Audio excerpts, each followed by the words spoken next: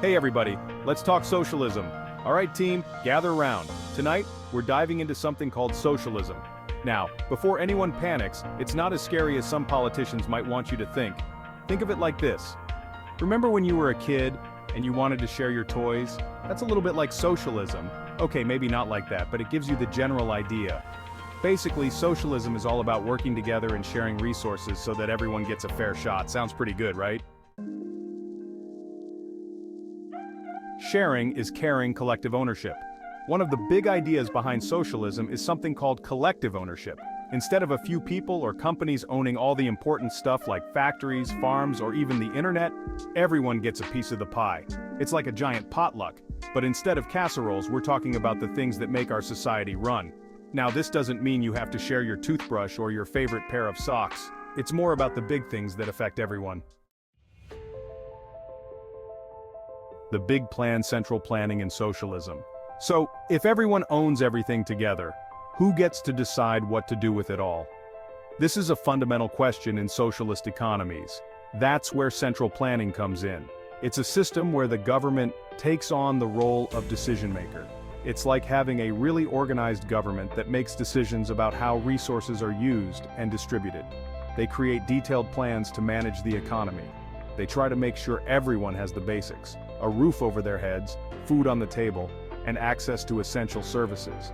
This includes healthcare, education, and other public services. Think of it like planning a family vacation, but on a much larger scale. Every detail needs to be considered to ensure everyone's needs are met. Someone, or in this case, the government, needs to figure out the logistics, the budget, and make sure everyone is taken care of. This involves a lot of coordination and strategic planning to balance resources and demands. Looking out for each other, social welfare. Speaking of being taken care of, socialist systems are big on something called social welfare. This means the government provides things like healthcare, education, and even housing to its citizens. The idea is that everyone deserves a basic standard of living, regardless of their background or how much money they make. It's like having a safety net that catches you if you fall on hard times, ensuring that everyone has access to the essentials. Pretty neat, huh?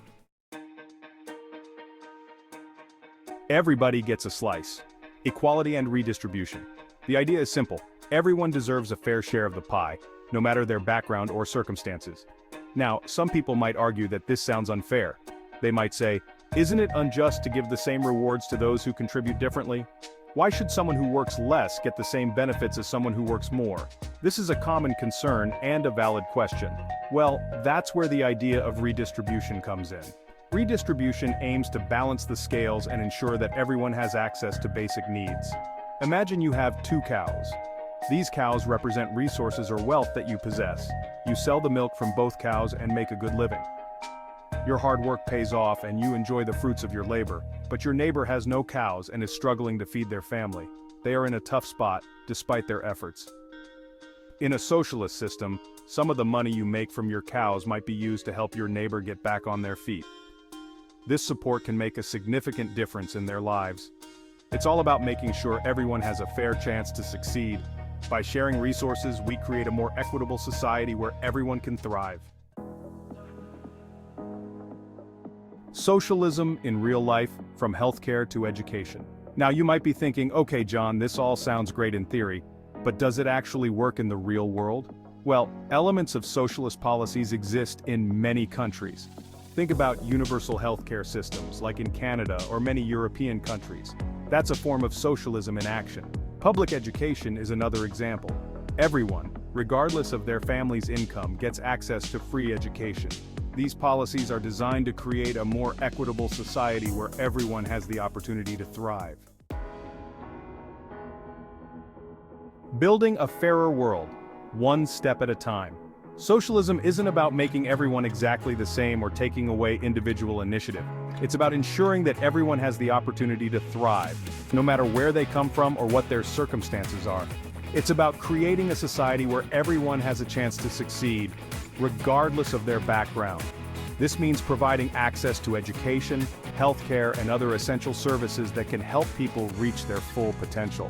Of course, like any system, socialism has its critics. Some people believe that it limits personal freedom and can lead to inefficiencies in the economy. Some argue that it stifles individual freedom and leads to economic inefficiency. They worry that it might discourage innovation and hard work. Others point out that it can be difficult to implement in practice. The challenges of creating a fair and just system are significant, and there are many obstacles to overcome. But there's no denying that socialist ideas have had a profound impact on the world, inspiring movements for social justice and equality. These ideas have led to significant changes and improvements in many societies. And that's socialism in a nutshell. It's about working together, sharing resources, and building a community where everyone can prosper. It's about working together, sharing resources, and creating a world where everyone gets a fair shot. By pooling our efforts and supporting one another, we can create a more equitable and just society. That's our show, everybody. Thanks for listening. We hope you enjoyed this exploration of socialism and its impact on our world.